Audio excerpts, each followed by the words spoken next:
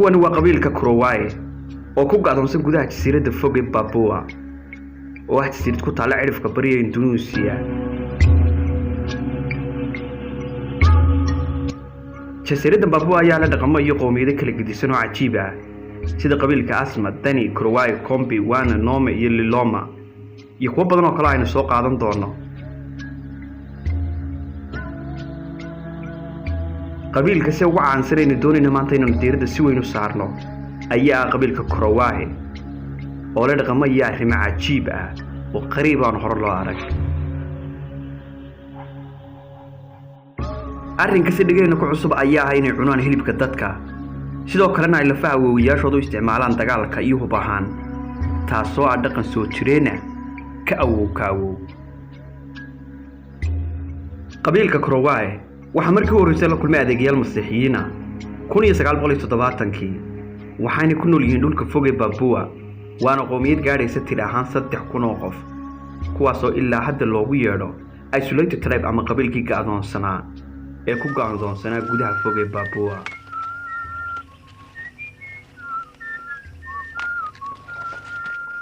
qabiilka Kurawai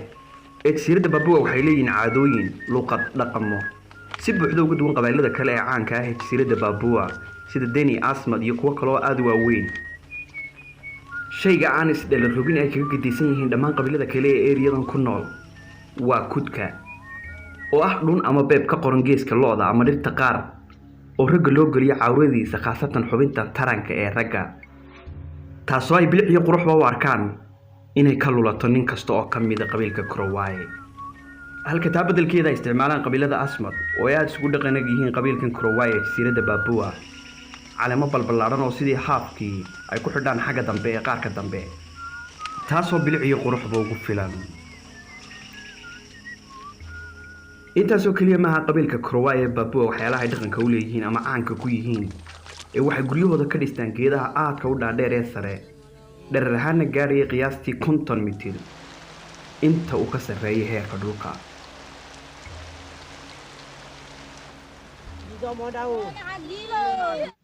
nooca guryaha aadka u dhaadheer ee ay dhirta ka samaystaan ee qabiilka reer Kurawai waxaa loogu yeedhaa Rumatingi waana guryo aad u fog oo aad u dhaadheer. guryahan waxaa nashqadeeyay qabiilada Kurawai ee ku nool Papua si ay uga badbaadaan fatahaadaha dabka iyo weerarada duurjoogta ay isdaba joogga naftoodana ay ugu helaan gabaadina ay ku nastaan. qabiilka Kurawai ayaa sidoo kale loo yaqaanaa ugaarsatada waaweyn ee ugaarsada cuntadooda. caadi ahaan waxay ugaarsadaan xawayaanka duurjoogta sida doofaarada, qarandida, masaska, qorratada, deerada iyo qaar kale oo aad looga cabsado. si kastaba ahaatee qabiilkan Kurawai ee jasiiradda Papua waxaa jira fikrad khaldan oo odhanaysa qabiilkan Kurawai inay sidoo kale daraasadeeyaan bini'aadanka silsiladda cuntada oo ay cunaan bini'aadanka hilibkooda. run ahaantii qabiilka Kurawai ayaa qarniyo badan ku dhaqmaaya arrinka cunidda dadka ama dad cunnimada laakiin uma cunaan bini'aadanka gaajo ama quudin darteed ee waxay u cunaan bini'aadanka qaab ciqaabeed oo loogu talagalay kuwaasoo loo arkayo inay yihiin dhaqamo sixira oo loogu yeedho Khahuwa.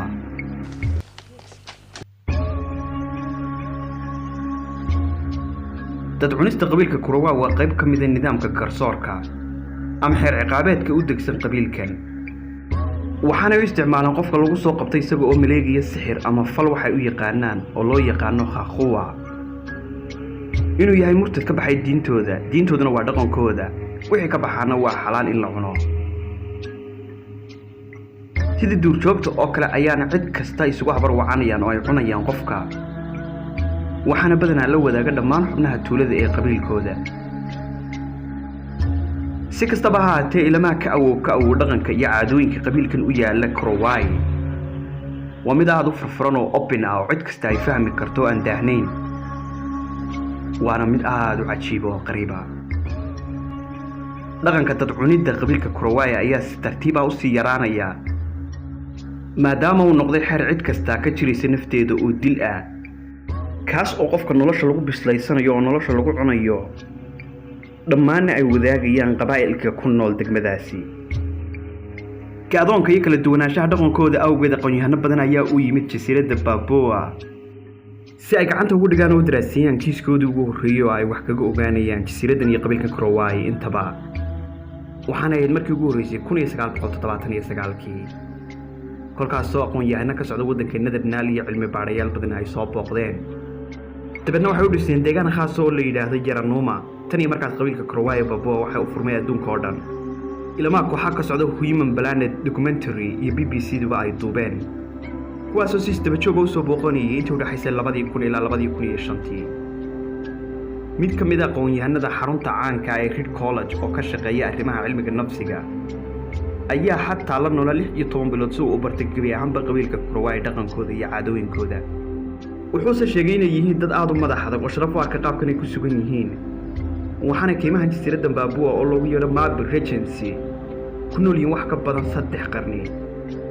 waxaana loo aqoonsan yahay keymahan Mabi Regency ay ku nool yihiin qabiilka Korowai ee jasiiradda Papua mid ka mid ah keymaha ugu yaryar adduunka, haddana ugu qaabka daran ee aan aadka loo soo gelin, sababa caddaynaya farannimadooda iyo inaan lagu noolaan karin. waxaa jira mid ka mid ah shuruucahooda oo dhahaya ma jira 5 geed jees ama 5 geed oo dad saaran yihiin ama guryo ka samaysan yihiin, wax ka badan oo isku ag noqon karaa. waxaanay dhammaan u degan yihiin oo keymahan ugu nool yihiin 5 guri. 5tii geed kastana waxaa ku dul nool 5 jees ama 5 reer. waxaanay u sababeeyeen arrinka in 5 qoys keliya ay ku wada noolaadaan goob cidla ah, inay ka baqanayaan carro guur, buuqa badan oo aanay jeclayn, iyo sidoo kale nolosha cidlada ah ay aad u taageeraan, taasoo wax ka badan 5 qoys haddii ay meel ku wada noolaadaan ay samaynayaan saxmad iyo buuqaado fara badan. qabiilkan Korowai ee galbeedka Papua waxyaalaha uga dhow dheer ee ay cunaan waxaa ka mid ah geedka saagoonka oo ay tuntaan jirridiisa asalkiisana ay biyahaan u cabbaan. waxaa intaa u dheer waxaa jira dhowr xaqiiqo oo xiiso leh ku saabsan qabiilkan. waxaa kaloo ka mid ah dhaqamadooda cajiibka ah strange-ga ee qariibka ah in keliya wax isweydiisan karaan oo kala qaadan karaan 5 reer ee isku dhirta degan ama isku eriyada ku nool.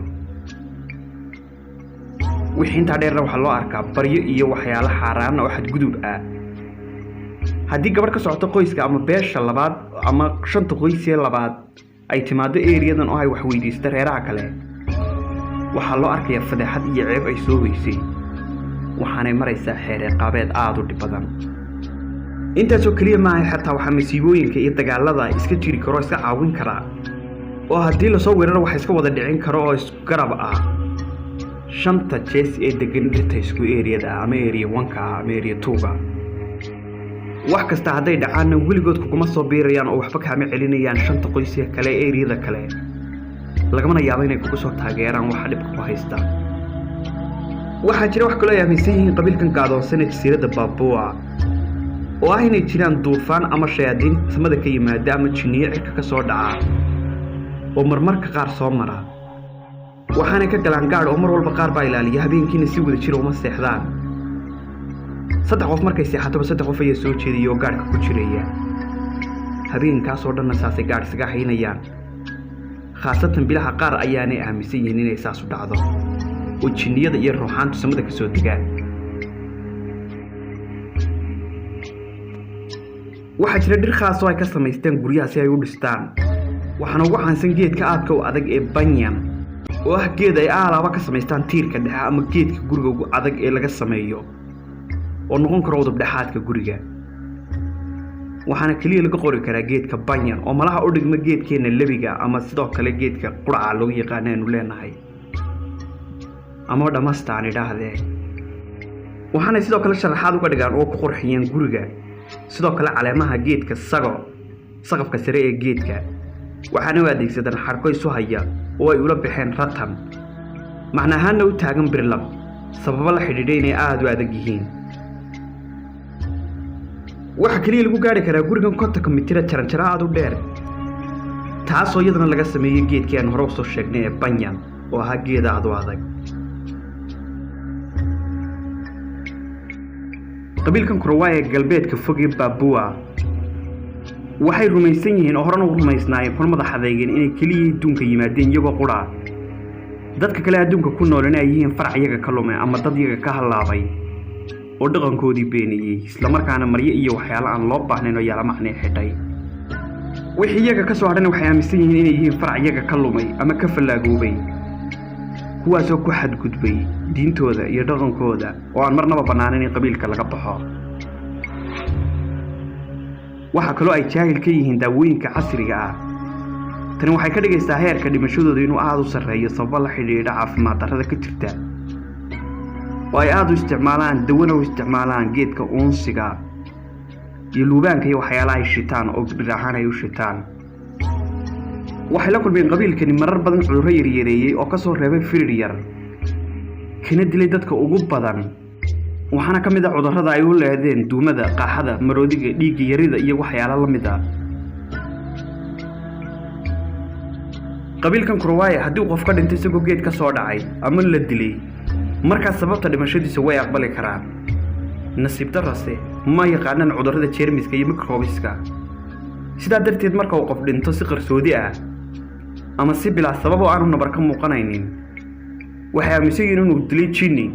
kaasoo ay ugu magac dareen khaaquwa sixir iyo balaayo samada ka soo dhacday waxaanay gelayaan markaa istifaacidda ugu badan waxaana badanaya inay in badan gaadhadhka galaan mana aaminsanaba keliya inay wax dilaan cudurro iyo microbes iyo microorganism jiraanna xataa mid ka mid ah arrimaha cajiibka ay leeyihiin qabiilkan Kurwaaye ee ku gaadoonsan jasiiradda Papua ee dalka Indonesia ayaa inay gabadha ku guursan karto marka ay da'deedu tahay 18 jir intaa wixii ka sii badanna ay guur noqonayso ay dambi tahay inay guriga joogto halka raggana ay aaminsan yihiin inuu ku guursan karo 20 sano wixii ka hooseeyana ay xaaraan tahay gabadha marka ugu horeysay sidaa u guursato waxa loo dirayaa guriga ninka guursaday mana sii joogi karto guriga iyadoo u doonan arrinka ugu xiisaha badan ayaa ah marka gabadha ay xamilo noqoto ama uurka ay qaado khaasatan bisha u dambeysay ilaa bisha 8 meelahaas waxa loo dirayaa kaymaha si ay gabadhaas u dhasho wiil halyeeya ama qof aad u adag lana qabsan kara qabiilkan madaxa adag ee reer Kurwaaye gabadha ugu yaraan bisha ama 2 bilood oo u dambeeya waxa lagu soo boqonayaa kaymaha oo lagu cunto geynayaa iyadana ka mas'uulaha marka laga bilaabo nafteeda ama halka ay ku dhiman doontaa oo ayadaas ku dhiman doontaa ama waxay dhali doontaa qof la qabsada qabiilka Kurwaaye oo madax adag oo halyeey ah oo lagu dhaato waxaana la aaminsan yahay inay dhalayso geesi dhalay oo halyeey ah iyo qof la jaan qaadi kara qabiilkan Kurwaaye ee halaaga ah haddii ay marto halganka iyo dhibka foosha ee kaymaha kaligeed waxaana lagaga soo war helaa ugu yaraan 3 jeer maalintii iyadoo lagu geeyo halka cuntooyin kala duwan qabiilkan Kurwaaye ee jasiiradda Papua waxyaalaha kale ee caanka ku yihiin waxaa ka mid ah hubka inay isticmaalaan lafayaasha awowgood waxaana isticmaalayaan qofka lafihiisa haddii uu halyeey geesi ah xilligu awownimada gaarina waa la ilaashanayaa meydkiisa waxaana lagala bixi doonaa lafaha haddii uu ahaa qof u qalmeyn lafaha lagala baxo haddii uu ahaa mid mandheer oo jilicsan ciid lafihiisa lama baxayso kaymahaas lagu gubi doonaa waxa kale oo weheliya arrinka inay isticmaalaan qaansada iyo fallaadha oo ay hub ahaan iyaduna u isticmaalaan waxayna ka mid tahay hubka ugu casrisan ee hadda isticmaalaan halka adduunka hoobiye iyo laga isticmaalo waxa weeyaan suug iyaga hubka ugu muhiimsan ay isticmaalaan ee gantaalka uga dhigmaa waxa weeyaan qaansada xawayaanka oo kaliya uma isticmaalaan fallaadhaha iyo qaansada balse waxay isticmaalaan inay laabta kala dhacaan cadawga iyo wax kasta oo soo weerara qabiilkan waxa gartooda gooyo kooxo odayaal ah ama qabqablayaal ah oo laba biyo qaansooyin ku digiran xidhan kuwaas oo loo yaqaan madaxa qabiilka Kurwaaye mana jirto cid khilaafta waxaana dhexdo mamnuuc ka waxyaalaha ugu caansan inaanay laba qabiil oo kamid ah Kurwaaye aanay isqabsanin kaliya cadawgooda ay meel uga soo wada jeestaan waxaana iscaawin karto oo mar walba isku baaha 5 qoys isku meesha degan xataa hadday kala duwan yihiin sida caadiga qabiilkan Kurwaaye West Papua waxay aaminsan yihiin cidda uga timaado wadamo kale inay yihiin khaaquwa oo balaayadii samada ka soo dhacaysay ay yihiin waxaana kolkaba diyaarsadaan qaansooyinkoodii hubkooda iyagoo aaminsan dadka cadcad ee soo boqonaya ama midabada ka duwan midabkooda lihi inay yihiin jinnigii khaaquwa oo nafahooda inay qaataan ay meesha u yimaadeen difaac ayay xidhanayaan waan xilliyada ugu gaarka adag qabiilka Nusuleytrika ama gacdoonka ah xilliga la soo booqday ee loo yimaado gobolada Indonesia, Papua iyo West Papua ee jasiiradda New Guinea ayaa waxa iyaguna kula nool 44 qabiil oo aan ilaa hadda lala xiriirin ama isulated ah oo gaadoonsan waxaana iyagana soo qaadan doonaa waqtiyo kale waxaana qabiilada ka mid ah Kikili, Darawa, Diricho, Focha, Minu, Waruta iyo Barasu Digul balse waxay maanta qadiiradu inoo saarneed qabiilka gaarka ah ee Korowaaye fadlan daawade haddii aad ka heshay muuqaalka like garee si aan u soo badino muuqaalada la midka ah kuna soo bir channelka haddii aad tahay qof nagu cusub lana sii wadaag haddii aad awoodo asxaabtaada kale aad baad mahadsantahay